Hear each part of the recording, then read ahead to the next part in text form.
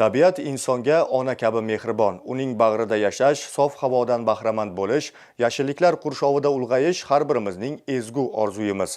Ana shu maqsadda yurtimizda keng ko'lamli yashil makon umummilliy loyihasi doirasida obodonlashtirish va ko'kalamzorlashtirish ishlari amalga oshirilmoqda.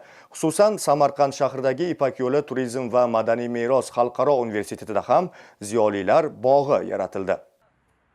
Oliy ta'lim, fan va innovatsiyalar vazirligi tomonidan Jizzax viloyatining Jizzax shahrida ushbu ezgu tashabbusning yana bir muhim bosqichi amalga oshirilmoqda. Jizzax Politexnika instituti hududida bu bog'lar bir bog'lar bo'ladi shiori ostida ziyolilar bog'ini barpo etish maqsadida bahor faslining ilk kunlarida keng ko'lamli daraxt ekish marafoni bo'lib o'tdi.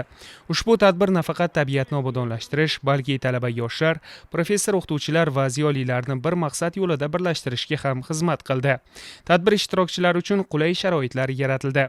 Oliy ta'lim, fan va innovatsiyalar vazirligi tashabbusi bilan yurtimizdagi barcha oliy ta'lim muassasalarida ham bir vaqtning o'zida daraxt ekish marafoni boshlandi. Bu esa butun respublika bo'ylab ekologik muhitni yaxshilash, yashilliklarni ko'paytirish borasidagi sa'y-harakatlarning uzviy davomi bo'ldi. Xususan, Ipak yo'li turizm va madaniy meros xalqaro universitetida ham yashil bog' barpo etildi. Daraxt ekish tabiatga ehtirom, kelajakka qoldirilgan izdir. Bugun ekilgan har bir nihol ertaga soyabon bo'lib, bizdan keyingi avlodga toza havo, musaffo muhit taqdim etadi.